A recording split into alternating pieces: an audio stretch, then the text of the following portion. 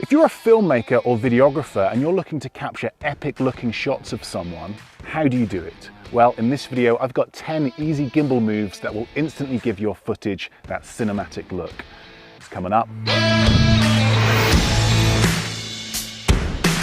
Hey everyone, Steve here from Learn Online Video, and today I'm on Dartmoor National Park in the southwest of England, where I'm going to be showing you 10 gimbal moves that will instantly make anyone look epic. These gimbal moves can be used in short films, promotional videos, documentaries. Regardless of your reason for needing to film someone, these 10 easy to execute moves, I'm going to show you exactly how, will instantly give your footage that high-end Hollywood look. I'm going to be shooting everything on the Sony a7S Mark II, a 17 to 40mm lens, and the all-important Zhiyun Crane 2S. This is a great gimbal for these types of shots, as it's able to take the heavier payload of a DSLR, mirrorless, and even cinema cameras.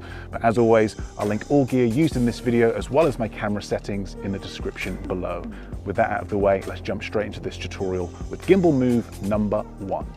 The follow. It's a classic and a nice easy one to start. We're simply going to follow our subject from behind, keeping an equal distance from them at all times. This is a great shot for showing off your location.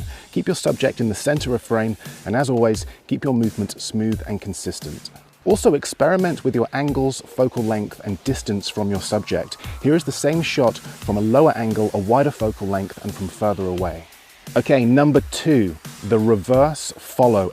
Exactly the same move this one, only this time we're tracking our subject from the front and walking backwards. Another classic, this one, used in many Hollywood films, a great way of establishing your subject and can really help add production value to your footage. Again, experiment with your focal lengths and choose the one that works best for you and the story that you're trying to tell.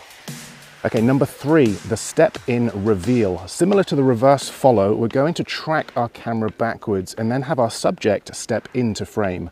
Minor choreography involved with this one, but still nice and simple. This is a great way to show off your location and then introduce your subject.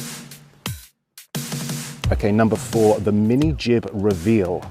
Again, we're going to track backwards for this one, only this time we're going to start on our subject's feet and then slowly lift our camera up. This is a great shot for revealing your subject. The framing helps us establish our character. The boots, ripped jeans, tattoos, all of this information helps us get a better understanding of who our character is.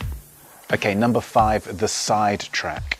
Looks easy this one, but can be a little tricky to execute. Note how I'm walking forwards, but my camera is facing to the right. Bonus tip, don't be a crab. A common mistake when first starting out is walking sideways instead of forwards, just like a crab. Not only does this look ridiculous, but your shot will look awful. Don't be a crab. Walk forwards whenever possible and frame your shot by turning your camera to either the left or the right. This creates a much smoother shot and allows you to film your subject in a much easier way.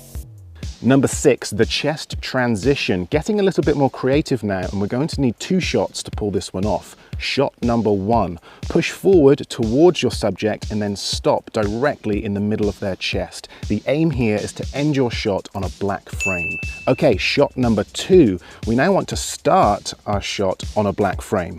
Put your camera nice and close to your subject's back and then move your camera backwards as your subject moves forwards. Now let's edit these 2 clips together using nothing but a simple cut. This couldn't be easier, and it's transitions like this that help make your footage stand out and keep your audience engaged.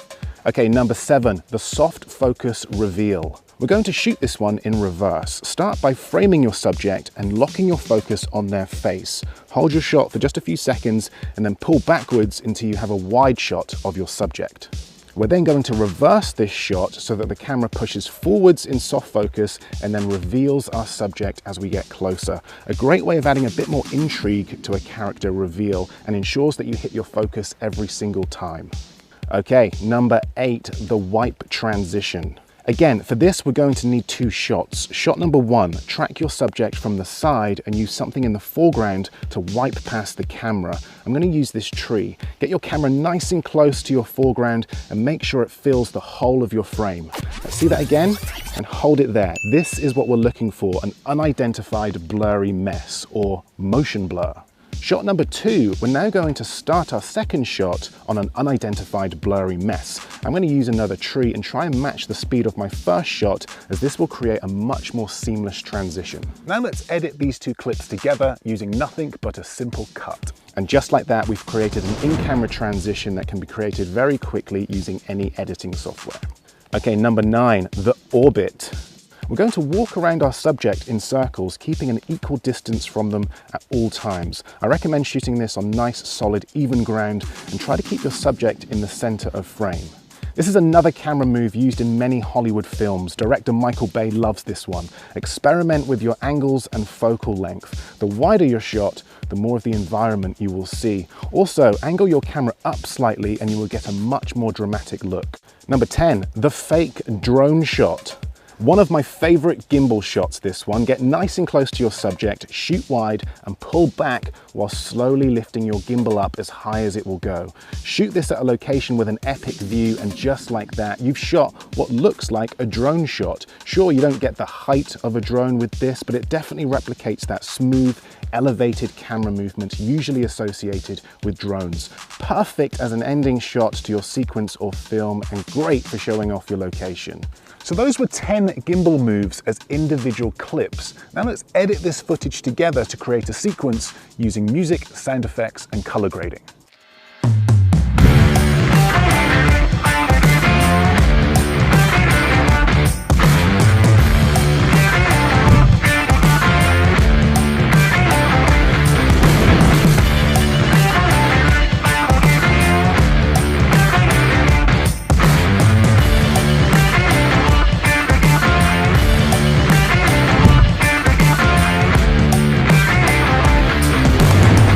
So there we have it. Those were 10 gimbal moves to make anyone look epic. Hopefully this has given you some go-to camera moves for the next time you're out on a shoot.